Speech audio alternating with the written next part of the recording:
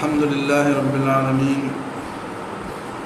والصلاة والسلام على سيد الأنبياء والمرسلين محمد النبي الأمي وعلى آله وصحبه أجمعين. أما بعد، وعن عبد الله بن عمرو رضي الله تعالى عنهما عن رسول الله صلى الله عليه وسلم قال: إذا رأيت الناس قد مرجت عهودهم وخفت أماناتهم وكانوا هكذا وشبك بين أنامله فالزم بيتك وأملك عليك لسانك وخذ ما تعرف ودع ما تنكر وعليك بخاصة أمر نفسك ودع عنك أمر العامة.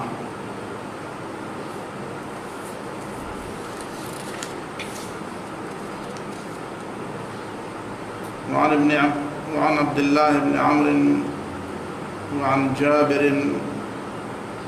قال رسول الله صلى الله عليه وسلم: إذا رأيت أمتي تهاب الظالم أن تقول له إنك ظالم فقد تودع منه.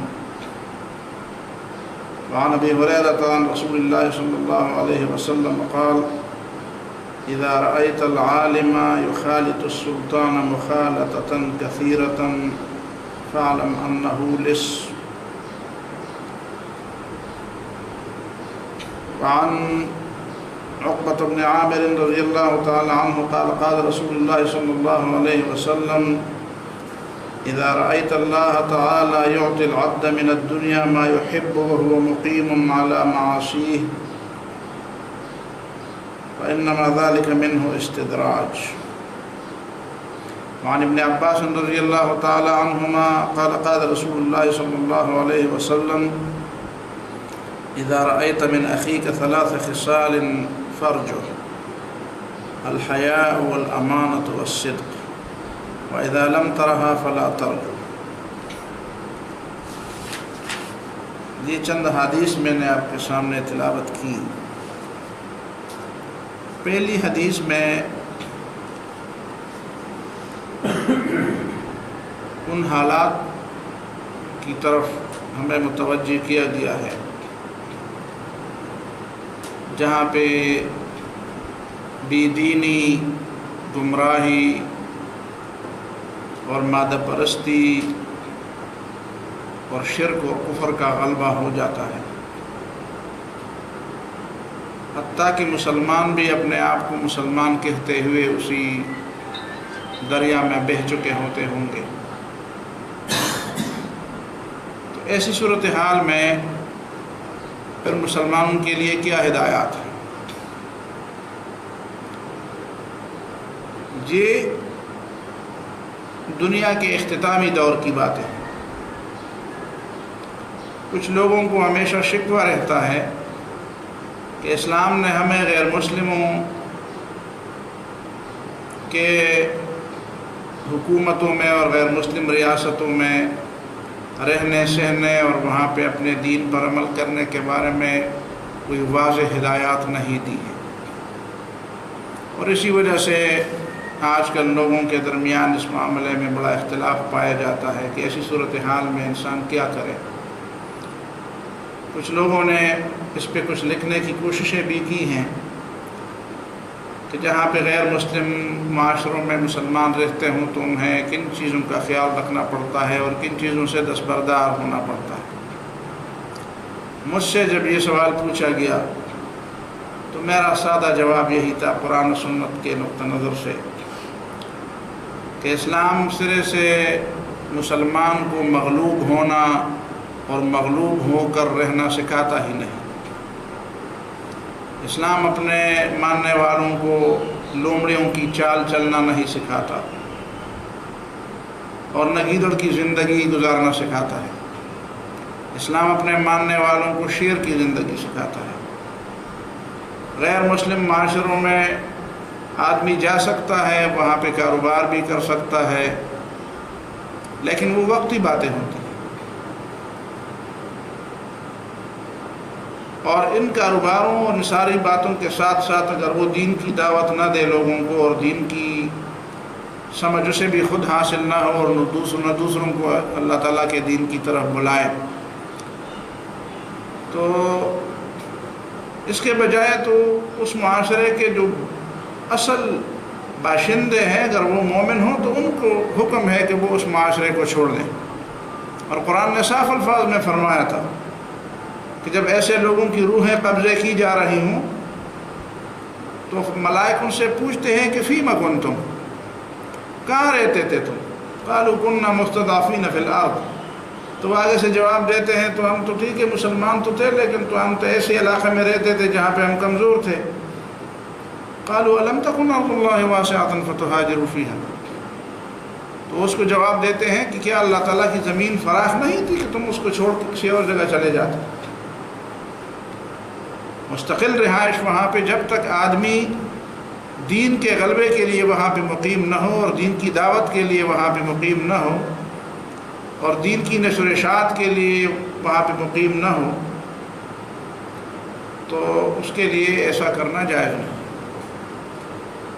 یا اس کی ایک دوسری صورت ہے کہ جب مسلمانوں کی حکومت، اسلامی حکومت کسی کی ذمہ داری لگا رہے کہ تم نے جا کر وہاں پہ رہنا ہے، جس طرح سفیروں کو اور سفارتی عملے کو رہنا پڑتا ہے، اسی طرح اگر کسی اسلامی حکومت نے کسی مسلمان کی ذمہ داری لگائی ہو کہ تم جا کر وہاں پہ دعوت اور تبلیغ کا فریضہ انجام دو، لوگوں کو اسلام کی طرف بلاؤ، تو یہ الگ بات ہے۔ ورنہ صرف اپنی دنیاوی آسائش اور آرام کے لیے اسلامی معاشرہ چھوڑ کر غیر اسلامی معاشرے میں، حتیٰ کہ مسلمانوں کے اندر بھی اگر دو قسم کے معاشرے ہوں کہ ایک معاشرے میں گناہ غالب ہو اور دوسرے معاشرے میں اس کے مقابلے میں گناہ کم ہو، یا ایک معاشرے میں نیکیاں زیادہ ہوں اور دوسرے معاشرے میں نیکیاں کم ہوں، تو مسلمانوں کو اس معاشرے کی طرف جانا چاہیے جہاں پہ وہ زیادہ نیکیاں کما سکے، زیادہ نیک لوگوں کے ساتھ وہ رہ سکے۔ بہرحال یہاں پہ اس پہلی حدیث میں جو صورتحال ہے وہ ان الفاظ سے ظاہر ہے کہ رسول اللہ صلی اللہ علیہ وسلم نے فرمایا اذا رأیت الناس قد مرجت یا مرجت عہودہم، جب تم لوگوں کو دیکھو کہ ان کے وعدے، ان کی امانتیں اور ان کی زبانیں یہ مرجت، یہ بے اعتماد ہو گئی ہے، یہ خفیف ہو گئی، ہلکی ہو گئی ہے۔ مرجن کا اصل معنی ہے حرکت کرنا، حرکت کرنا۔ مرج البحرین یلتقیان، دو سمندر آپس میں ملے ہوئے ہیں، ظاہر ہے کہ سمندر میں تو موجیں ہوتی ہیں، وہ بالکل پرسکون پانی نہیں ہوتا، تو مرج کا معنی یہی ہے۔ یہ جو قیمتی پتھروں میں ایک پتھر کا نام مرجان ہے، تو مرجان کو اسی لیے مرجان کہتے ہیں کہ یہ باقی قیمتی پتھروں کی نسبت کچھ کم وزن والی چیز ہے، اس کا وزن باقی قیمتی پتھروں کی بنسبت کم ہے، اسی لیے اسے مرجان کہتے ہیں۔ ورنہ پتھر جتنا قیمتی ہوتا ہے اسی طریقے سے اس کا وزن بھی بھاری ہوتا ہے۔ مرجت عہودہم، ان کے وعدوں پر اعتبار نہیں کیا جاتا، وعدے کرتے ہیں اور پھر وعدے جب اس کی وفا کا کوئی پوچھتا ہے تو وہ ہزار تعویلات کرتے ہیں، نہیں جی اس کا تو مطلب یہی تھا، میں نے تو یہ نہیں کہا تھا، میں نے تو اسی طرح کی بات کی تھی۔ آپ کو اپنے کانوں پر یقین نہیں آئے گا کہ یہ وہی شخص ہے جس نے میرے ساتھ یہ وعدے کیے تھے، اور پھر اس کے بارے میں کہتے ہیں کہ نہیں اس کا تو یہ مطلب تھا، میں تو یہ کہنا چاہتا تھا۔ اپنی وعدہ خلافی اور اپنی بے وفائی اور معاہدے کی خلاف ورزی کے لیے اس کے ساتھ ہزار بہانے ہوتے ہیں۔ مرجت عہود، امانت کی خیانت، اس کے لیے بھی اس کے پاس ہزار بہانے ہوتے ہیں۔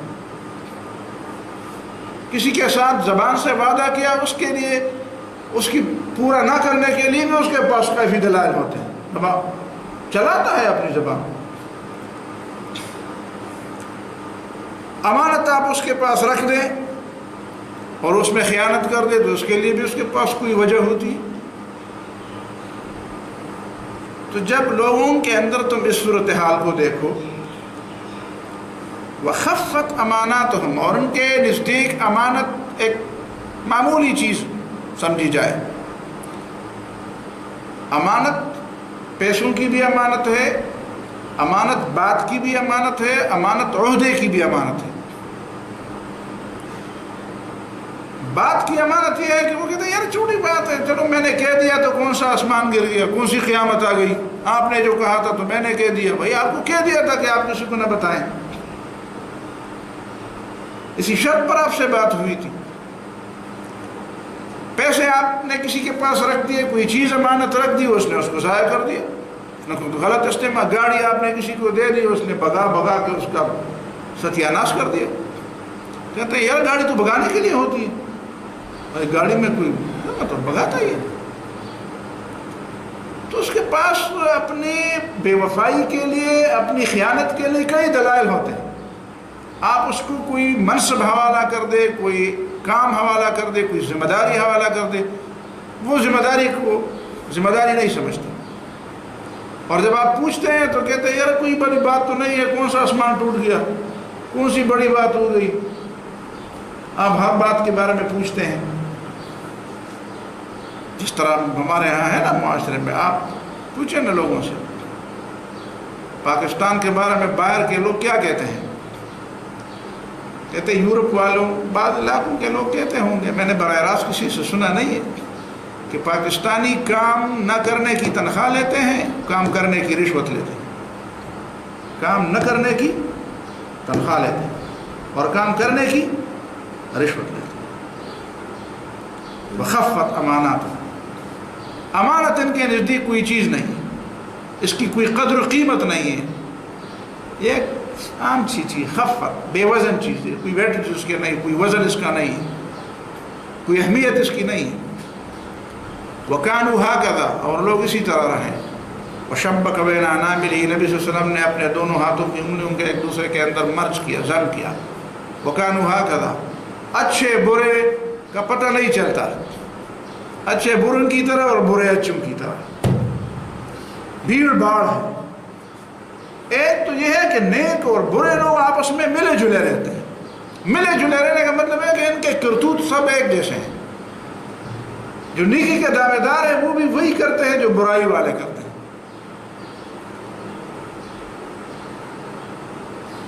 تو وَكَانُوا هَكَذَا، لوگ اسی طرح ملتے ہیں۔ آپ کسی پر اعتماد نہیں کر سکتے، آپ کسی کو الگ نہیں کر سکتے کہ جی اس وجہ سے یہ ان چیزوں سے الگ ہے۔ آپ حیران ہیں کہ جی کیا سارے لوگ ایک ہی طرف لڑک رہے ہیں، سارے ایک ہی جانب لڑک رہے ہیں، بھلے برے کی تمیز ختم ہو جاتی ہے۔ اچھے لوگ اور برے لوگ، آپ ظاہر ہے کہ اچھے لوگوں کا برے لوگوں سے کیسے بنتی ہے؟ اچھے لوگ اچھے لوگوں کے ساتھ رہ سکتے ہیں، اچھے لوگ اچھے لوگوں کے ساتھ تعلق رکھ سکتے ہیں، برے لوگوں کے ساتھ کیسے ان کی زندگی گزر سکتی ہے؟ الطیبات للطیبین والطیبون للطیبات والخبیثات للخبیثین والخبیثون للخبیثات، لیکن جہاں پہ طیب اور خبیث اسی طرح ملے جلے ہیں۔ تو جب یہ تین باتیں تم دیکھو تو فلزم بیتک، پھر گھر میں بیٹھ جاؤ، اپنے گھر میں بیٹھ جاؤ۔ میں سوچ رہا تھا یہ کیوں نے کہا کہ مسجد میں بیٹھ جاؤ، مسجد میں بیٹھ جاؤ؟ ظاہر ہے کہ مسجد تو عامۃ الورود جگہ ہے، اور شاید نبی صلی اللہ علیہ وسلم کا اشارہ اس بات کی طرف بھی ہو کہ اس زمانے میں مسجدوں کی حالت بھی بری ہوگی، مسجدوں میں وہی لوگ چل سکتے ہوں اور مسجدوں میں وہ ان لوگوں کو بات کرنے کی اجازت ہو جو وہ بھی ان کی طرح ہوتے ہیں۔ سچ بات لوگ مسجدوں میں بھی نہیں سن سکتے، یا سنانے کے لیے تمہیں چھوڑتے نہیں ہیں۔ تو گھر تو تمہارا اپنا گھر ہے، الزام بیٹھا کہ بس گھر میں بیٹھو۔ اور پھر یہ ہے گھر میں بیٹھنے کا ایک اور فائدہ ہے، وہ یہ ہے کہ کم از کم تم بالکل اکیلے تو نہیں ہو۔ وہ یونیسیکس والا مسئلہ جو یورپ والوں نے بہت چلایا ہے، یونیسیکس، یک جنسیت والا مسئلہ، کہ گھر میں صرف یا مرد رہتا ہو یا بیوی رہتی ہو بس۔ ہمارے ہاں تو الحمدللہ ایک نظام ہے خاندانی، تو گھر میں آپ کی بیوی ہوگی، بچے ہوں گے، بہن بھائی آپ کے پاس آئیں گے، دوست، کچھ رشتہ دار، تعلقات، خاندانی لوگ۔ تو کم از کم چلو اپنے بچے تو تمہارے سامنے ہوں گے، تو ان کی اصلاح تو ہو جائے گی، ایسا گنگا تو نہیں بیٹھو گے، گنگا تو نہیں بیٹھو گے، تو چلو کچھ رشتہ داروں کا تو آنا جانا ہوگا، یا ان کی اصلاح جو تمہارے ساتھ گھر میں ہوتے ہیں ان کی اصلاح تو تم کرو گے، الزم بے تک۔ اور ظاہر ہے کہ کبھی کبھی آپ کو اپنی ضرورت کے لیے گھر سے باہر جانا تو پڑے گا۔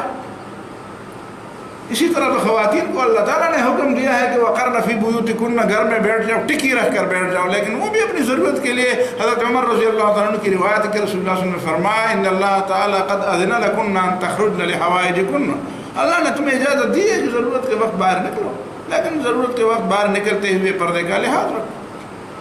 تو کبھی کبھی انسان مرد بھی اپنی ضرورت کے لحاظ سے باہر تو جائے گا تو ادھر دیکھے گا وہ کیا ہے، وہ یہ کیا ہو رہا ہے، تو پھر فرمایا وَأَمْلِكْ عَلَيْكَ لِسَانَكَ، اپنی زبان کو اپنے قابو میں رکھو، اپنی زبان کا اختیار خود اپنے پاس رکھو، اپنی زبان کا اختیار کسی اور کو نہ دو۔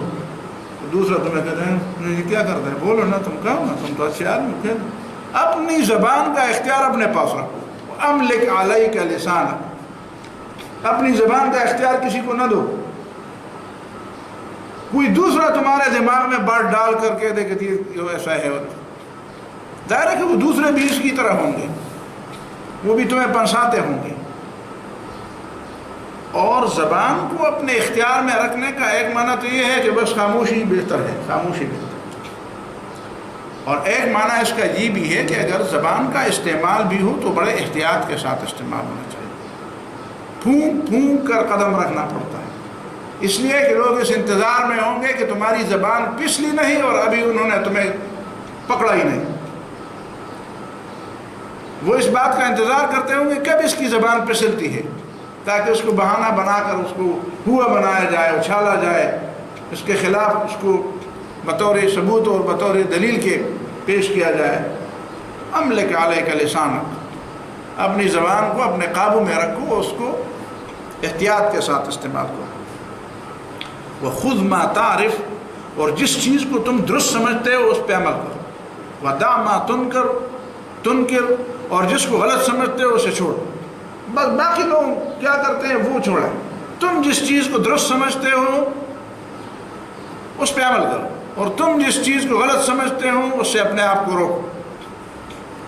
ظاہر ہے کہ تم مبلغ تھوڑے ہو، اور مبلغ ہو بھی تو حالات کی وجہ سے تو تم گھر میں بیٹھے ہو، تو اب صرف اپنا آپ باقی ہے، اور اپنے آپ کے ساتھ بھی تم یہ کرو کہ تم معروف اور منکر کے تمیز کو چھوڑ دو، تو پھر رہ کیا گیا، پھر اندر بیٹھنے سے فائدہ کیا؟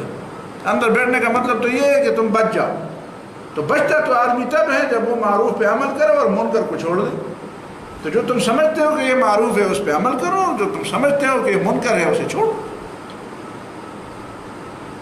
وعلیک بخاصۃ امر نفسک، بس اپنی ہی تربیت کرو، اپنا ہی تزکیہ کرو، اپنی ہی تربیت، اپنے آپ کو توجہ دو، اپنی اصلاح کی طرف توجہ دو۔ ودع عنک امر العامہ، اور باقی لوگوں کو چھوڑو کہ وہ کیا کرتے ہیں، وہ تمہاری ذمہ داری تمہاری نہیں ہے، اس لیے کہ وہ لوگ اسٹیج پہ پہنچ چکے ہیں کہ علاج سے ان کا کوئی فائدہ نہیں ہے۔ ایک ڈاکٹر کے سامنے اگر دو قسم کے مریض ہیں، ایک مریض ایسا ہے جس کا علاج سے فائدہ ہو سکتا ہے، اور ایک مریض ایسا ہے جو بالکل ایک دو دن کا مہمان ہے، اسے سمجھ آتی ہے اپنے علم کے مطابق کہ اس کے علاج کا کوئی فائدہ ہے، تو وہ ان کے وارثوں کو اور ان کے اقرباء اور دوستوں اور رشتہ داروں کو کہتا ہے یار ان کو لے جاؤ، بس کھلاؤ پلاؤ، ان کی خدمت کرو، بس ٹھیک ہے، ان کو اسپتالوں میں رہنے سے کیا فائدہ ہے؟ تو آپ ان کو کہتے یار تم ڈاکٹر ہو، یہ ہاسپٹل ہے، اس خدمت کیوں نہیں کرتے، علاج کیوں نہیں کرتے ہو؟ تو کہتے ہیں میں جانتا ہوں کہ بس خدمت سے اس کا کوئی فائدہ نہیں ہوتا، فائدہ نہیں ہوتا۔ اور کبھی کبھی کسی مریض کو بالکل ایک الگ کمرے میں بٹھایا جاتا ہے، الگ کمرے میں اس کو رکھا جاتا ہے، ہاں اس کے قریب کئی پردے لٹکائے جاتے ہیں، دوسرے لوگوں کو اس سے ملنے نہیں جاتا، اس لیے کہ مرض اس کو دوسرے لوگوں کو متعدی ہو جاتا ہے۔ تو جب سارا معاشرہ ایسا متعدی بیماری میں مبتلا ہے تو ظاہر ہے کہ تم اپنے آپ کو تو بچاؤ گے۔ اس کا یہ مطلب نہیں ہے کہ عام حالات میں مسلمان بس صرف اپنی بچاؤ کی فکر کریں۔ اگر اپنی بچاؤ کی فکر کرنی تھی صحابہ کرام نے تو ہمارے ہاں یہ اسلام کیسے پہنچ گیا؟ ہزاروں میل دور یہاں پہ اسلام پر کیسے آ گیا اگر لوگوں کو اپنی فکر ہوتی؟ تم اپنی فکر کرو، باقی دنیا کو چھوڑو، اپنی فکر کرو. تو اپنی فکر اگر اس زمانے کے لوگ کرتے تو یہ لاکھوں میلوں پوری دنیا میں اسلام افریقہ تک اور ہمارے مشرقی علاقوں چین اور روس تک کیسے پہنچا؟ یہ تو لوگوں نے دوسروں کی بھی فکر کی ہے تب پہنچا ہے. یہ پہلی حدیث. دوسری حدیث ہے اذا رأیت امتی، اسی کا علاج ہے، جو غلط فہمی پیدا ہوئی ہے اسی کا علاج.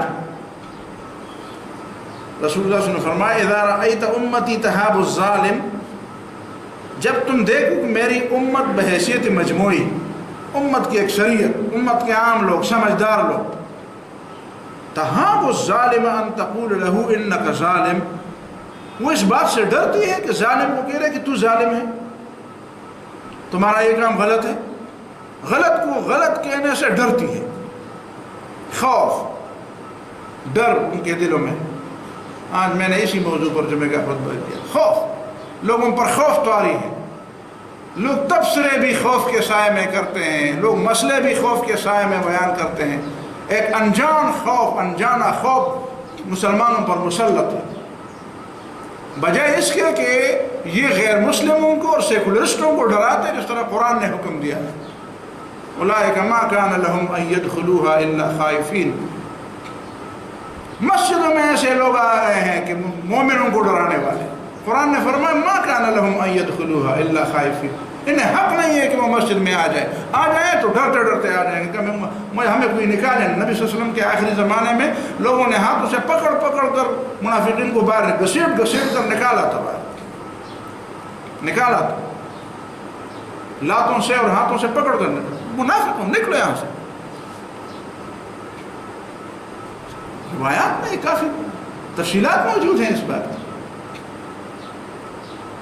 اور آج کا دور پہ ایسا آ گیا ہے کہ وہ تمہیں ڈرا، مسلمانوں کو ڈراتے ہیں، اور مسلمان بھی ایسا ہے کہ وہ بھی ڈرتا ہے. خدا سے نہیں ڈرتا، ان سے ڈرتا ہے. واقعات کیسے ہوئے ہیں اور الزام کیسے لگایا، کس پر لگایا جاتا ہے، قتل کس نے کیا اور الزام کس پر لگایا جاتا ہے. اور لوگ ڈر رہے ہیں. اذا رأیت امتی تہاب الظالم ان تقول له انک ظالم، جب امت پر ایسی کیفیت آ جائے کہ وہ اس بات سے بھی ڈرے کہ ظالم کو ظالم کہہ دے. غیر ظالم کو تو ظالم کہنا ظلم ہے، لیکن ظالم کو ظالم نہ کہنا، تو پھر اس امت کا فائدہ کیا ہے؟ اس امت کو اٹھایا کیوں گیا؟ ویسے بھیڑ بکریاں تو پہلے سے تھی بہت.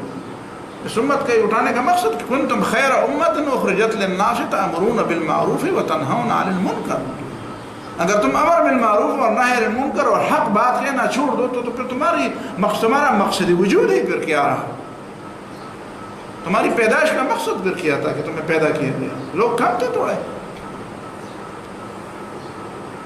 اور جب ہی بات ہوئی فقط تودع عنہم، تو سمجھو ان کی باری آ گئی ہے، ان کی باری آ گئی ہے، ان سے اللہ تعالیٰ کی مدد اٹھائی گئی ہے. ان کا وجود اور عدم برابر ہے، اللہ کی طرف سے ان کی کوئی مدد نہیں کی جائے. اس کا مطلب یہ ہے کہ امر بالمعروف اور نہی عن المنکر چھوڑنا، یہ اللہ تعالیٰ کی طرف سے اس بات کا اشارہ ہے کہ جب تم نے یہ کر دیا تو میری مدد تمہارے شامل حال نہیں. تم یہ سمجھتے ہو کہ میں غیبی طور پر تمہاری مدد کر دوں گا، تم کچھ بھی نہیں کرو گے اور میں تمہیں آسمان پر اٹھاؤں گا، تخت پر بٹھاؤں گا. میں نے تو تمہیں آزمائش کے لیے پیدا کیا، تم آزماؤں گا، اور آزمائش میں تو تم فیل ہوئے. تم تو بات بھی نہیں کر سکتے. کب کہا تھا ہم نے کہ تم بندوق اٹھا لو؟ بندوق کی باتیں تو ہم نے نہیں کی. ہم نے تو کہی زبان تو کھلاؤ کم از کم، زبان تو ہلاؤ. اور مسلمان تو زبان ہلانے سے بھی رہا، مسلمان تو حق کو حق کہنے سے بھی رہا. اور کچھ لوگ ایسے ہیں جن کو پوری دنیا میں بڑی پذیرائی ملی ہوئی ہے، اور وہ یہ سمجھتے ہیں کہ یہ پذیرائی جو مجھے مقتدر قوتوں کے ہاں ملی ہوئی ہے، بااثر قوتوں کے ہاں ملی ہوئی ہے، یہ خدا کے ہاں بھی میری مقبولیت کی نشانی ہے. جبکہ رسول اللہ صلی اللہ علیہ وسلم نے فرمایا، ابو ہریرہ رضی اللہ تعالیٰ عنہ کی روایت ہے کہ اذا رأیت العالم، جب ایک شخص علم کا بھی دعوے دار ہے اور یخالط السلطان مخالطتاً کثیرتاً، دیکھو تو اٹھتا بیٹھتا چلتا پھرتا، سنتے ہو تو ان کے پاس جا رہا ہے، سنتے ہو تو ان کے پاس سے آ رہا ہے، طواف کر رہا ہے حکمرانوں کا، طواف کر رہا ہے ان لوگوں کا جن سے مفادات، جن کے پاس دنیاوی مال و متاع ہے، جن کے پاس دنیا کی چابیاں ہیں، اور جن کے پاس شہرت کی اور مال و دولت کی اور ان چیزوں کی، تو ان کے ساتھ آتا جا رہا ہے، بڑا ان کے لیے بول رہا ہے، ان کے لیے فضا ہموار کر رہا ہے، ان کی غلطی پکڑتا نہیں، ان کے مقابلے میں جو لوگ کھڑے ہوتے ہیں ان کی غلطیاں پکڑ رہا ہے، جس طرح ہندوستان میں وحید الدین خان اور پاکستان کا جاوید غامدی۔ وہ بدبخت اب مردان کے واقعے پر کہتے ہیں یہ علماء لوگوں کو اکسانے والے، وہ بدبخت تمہارا بیڑا اللہ غرق کر دے۔ مردان کے لڑکے کے قتل کا فتویٰ کس عالم نے دیا تھا؟ آپ کو پتہ ہے، آپ ثابت کر سکتے ہیں کسی عالم نے اس کے قتل کا فتویٰ دیا تھا، یا اس ہجوم کو بھڑکانے والا ادھر کوئی عالم موجود تھا؟ وہ تو سیکولرسٹوں کی یونیورسٹی ہے، وہاں تو وی سی سے لے کر چپڑاسی تک سارے سیکولرسٹ ہیں، اور ان کا آپس میں اختلاف ہوا اور ایک کو قتل کر دیا، تو اسلام کا اس میں کیا قصور ہے؟ اسلام کا اس میں کیا قصور ہے؟ تم جرت نہیں کر سکتے ہو کہ سیکولرزم کے خلاف ایک لفظ بولو۔ کسی مدرسے میں یہ واقعہ ہو چکا ہوتا تو آج تک وہ پاکستان کے سارے مدرسے بند کر چکے ہوتے، لیکن ایک شخص نے ابھی تک یہ بات کی کہ یونیورسٹی کے نصاب میں غلطی تھی، یونیورسٹی کے نظام میں غلطی تھی، اس پوری یونیورسٹی کو بند ہونی چاہیے۔ ہم نے بھی نہیں کہا کہ بند، میں نہیں کہتا کہ مردان یونیورسٹی بند کر دوں، میں کیوں کہوں؟ میں تمہارے جیسے جاہل ہوں کہ ایک شخص کی غلطی پر تم کہتے ہیں بند کر دو؟ میں جیسے جاہل نہیں ہوں، میں نہیں کہتا، اس کے باوجود کہ وہاں پہ جو بھی کوئی طرح ہے یونیورسٹی جاری رہے، چلتی رہے، لیکن تمہیں شرم آنی چاہیے کہ جہاں پہ عالم کا کوئی کردار ہی نہیں ہے، اس کے بارے میں کسی طالب علم کے بارے میں کوئی ایسا کردار نہیں ہے جو مذہبی نام سے ہو، اور اس نے کوئی، اور تم پھر تمہاری تان ٹوٹتی ہے تو علم پر ٹوٹتی ہے، علماء پر ٹوٹتی ہے، اور حکمران جب ہزاروں نہیں لاکھوں غلطیاں کرتے ہیں، ننگی ناچ ناچتے ہیں، تو تمہیں توفیق نہیں ہوتی۔ ابھی تک اس بدبخت کے دماغ سے ممتاز قادری کی شہادت کی بات وہ نہیں بھول رہا۔ وہ کہتے ہیں لوگ قانون ہاتھ میں لیتے ہیں، پھر لاکھوں میں ہمارے مسلمان اس کا جنازہ پڑھتے ہیں، اسے ہیرو بنا دیتے ہیں۔ 1 سال سے زیادہ عرصہ ہوا اور یہ بدبخت ممتاز قادری مرحوم کا جنازہ نہیں بھولا، اس کے دل میں ابھی تک وہ ہے نا، وہ کیا کہتے ہیں پشتوں میں، پھولے پہ ماتی کے مروڑ اٹھتا ہے اس کے پیٹ کے اندر، کہ وہ 10 لاکھ سے زیادہ لوگوں کا جنازہ، کیوں مسلمانوں نے اس کا جنازہ پڑھا؟ بدبخت تم اپنے آپ کو مسلمان کہتے ہو؟ خدا کا خوف ہے تمہارے دل کے اندر؟ تم سمجھتے ہو کہ میرے پاس علم ہے؟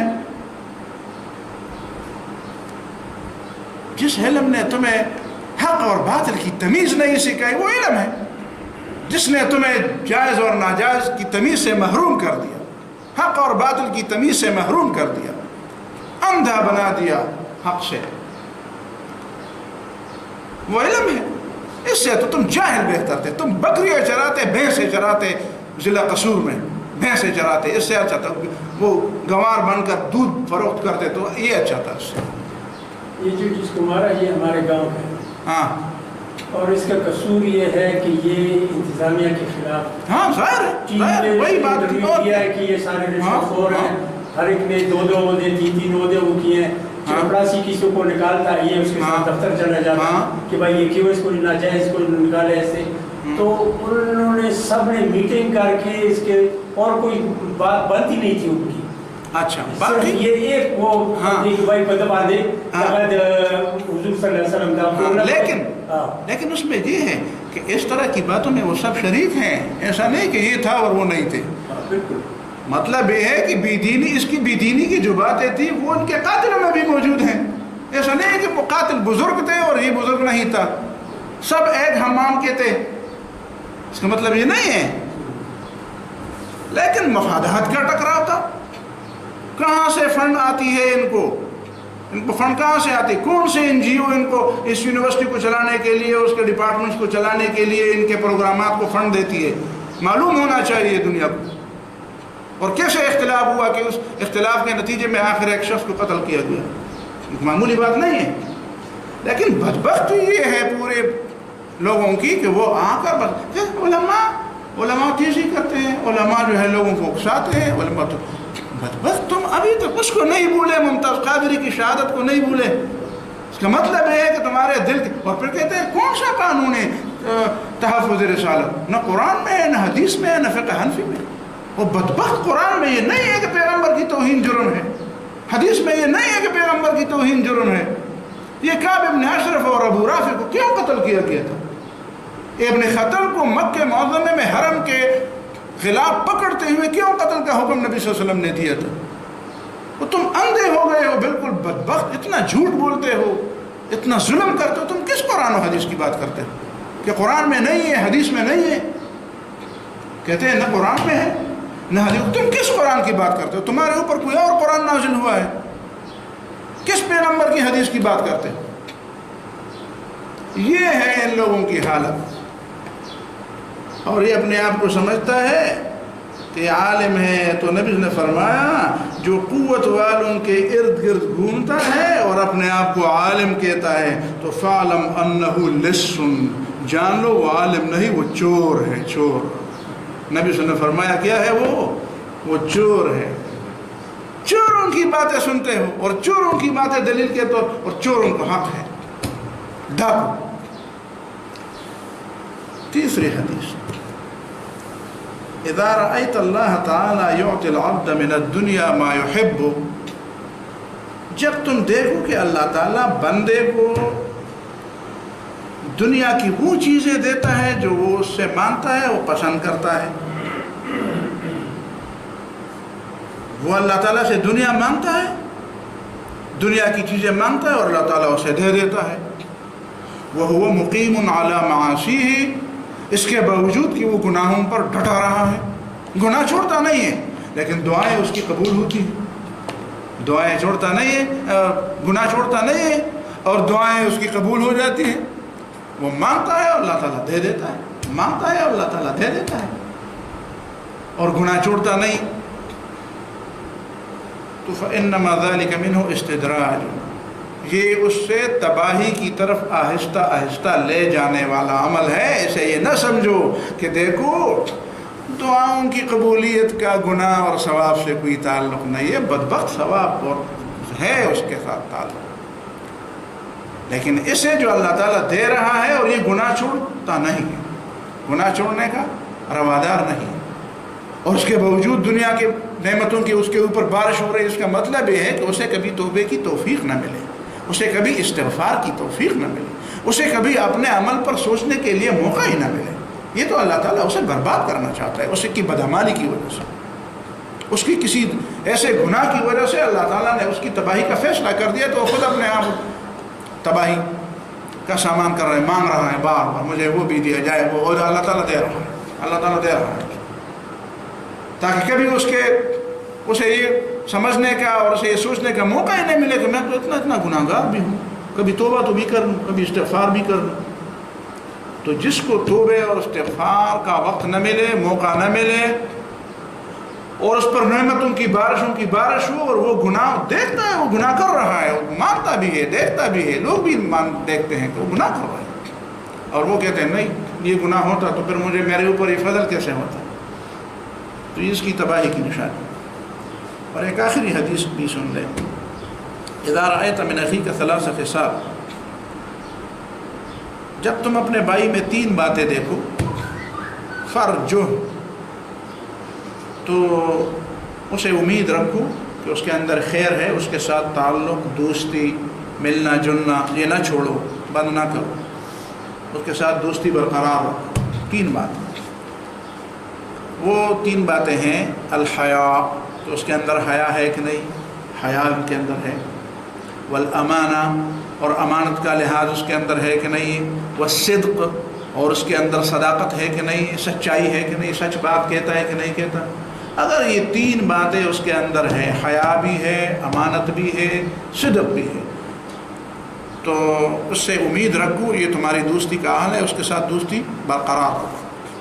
वइज़ा लम तरहा, और अगर तुम किसी में ये 3 बातें ना देखो, फला तरजुहू, तो उससे कोई उम्मीद न रखो, इसकी दोस्ती से न दोस्ती बेहतर है, इसके ताल्लुक़ से फिर न ताल्लुक़ बेहतर है।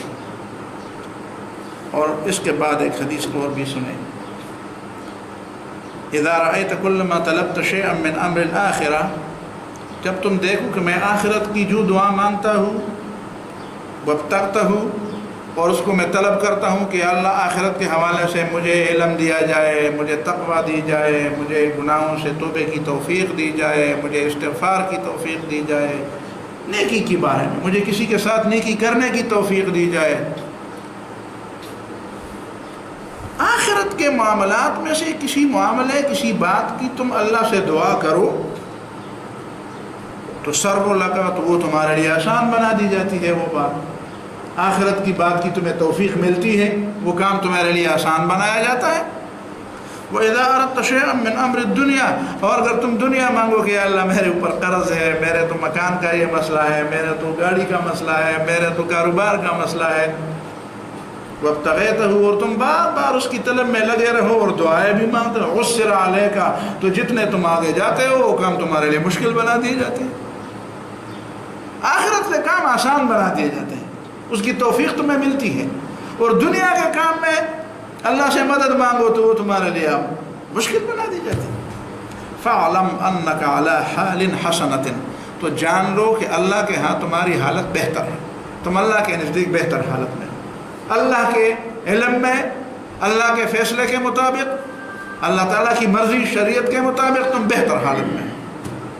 वइज़ा रअयत कुल्ल मा तलब्त शैअन मिन अम्रिल आखिरा, और जब तुम अपने आप को देखो कि जब भी तुम आखिरत के हवाले से कोई चीज़ मांगो, या अल्लाह मुझे नेकी की तौफीक दे, या अल्लाह मुझे दीन के काम करने की तौफीक दे, या अल्लाह मुझे किसी की मदद करने की तौफीक दे, या अल्लाह मुझे किसी की रहनुमाई की, खुद अपनी किसी दूसरे वो नेकी के काम, वब्तग़ैतहू, और तुम बार बार मांगो भी, उस्सिर अलैका, वो काम तुम्हारे लिए मुश्किल हो जाती है।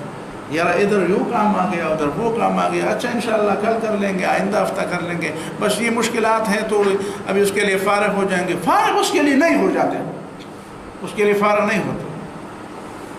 वइज़ा तलब्त शैअन मिन अम्रि दुनिया, और जब तुम दुनिया के मामलात में से किसी चीज़ के बारे में तलब करना शुरू कर दो, वब्तग़ैतहू, अल्लाह से उसे मांगते हो, आखिरत के बारे में तो ये हालत है, और दुनिया के बारे में ये युस्सिर लगा, या अल्लाह उधर कारोबार मुझे दे दे, हाँ ले लो, या अल्लाह वो भी दे दो तो कहते ले लो, या ये काम भी, एक नौकरी कम है दूसरी दे दो तो ले लो, एक कारोबार कम है तो दूसरा कर दो, हाँ वो ले लो। युस्सिर अलैका, वो तुम्हें आसानी से मिल जाती है, और जब आखिरत की मांगते हो तो आसानी से इस तरह नहीं मिलती। तुम्हारे काम दिन रात, हाथ तुम्हारा, दिमाग तुम्हारा, जिस्म तुम्हारी अकल, तुम्हारा दिल, तुम्हारे हाथ पाँव, तुम्हारे औकात, तुम्हारे हालात, सारे बद दुनिया में तुम लगे रहे। फ़अन्त अला हालतिन क़बीहतिन, समझो कि अल्लाह के यहाँ तुम्हारी हालत ठीक नहीं है, समझो कि वहाँ तुम्हारी हालत उन लोगों के अंदर दर्ज है जो अच्छे लोग नहीं हैं, जो बुरे लोग हैं, जिनकी हालत अल्लाह को नापसंद है। इसलिए तुम्हारे ऊपर दुनिया की तो बारिश नेमतों की हो रही है और आखिरत की तौफीक तुम्हें नहीं मिल रही। लिहाजा शिकवे शिकायतें भी नहीं होनी चाहिए अल्लाह ताला से आखिरत के मामलात के बारे में, दुरुस्तगी के बारे में, इसलिए कि हमने आखिरत में ज़्यादा रहना है, दुनिया में कम रहना है। दुनिया में कितना रहना है? जवान से जवान आदमी से पूछे तो उसकी तवक्को 50 साल से ज़्यादा तो नहीं होगी, और 50 साल क्या है, हमारे 50 साल कितने लम्हों में गुजर गए, किसी को पता ही नहीं चला। आखिरत में तो ज़्यादा देर रहना है। तो अल्लाह ताला के नज़दीक भी हमारे लिए आखिरत मुफीद है, हमें भी अल्लाह ताला पर एतमाद करके दुनिया के मुकाबले में आखिरत की तरफ ज़्यादा तवज्जो देनी चाहिए। ठीक है, दुनिया में भी रहते हैं और दुनिया में भी रहने के लिए हमें ज़रूरत है, लेकिन उसमें हलाल हराम की तमीज़ होनी चाहिए। ये बातें हैं। अक़ूलु क़ौली हाज़ा।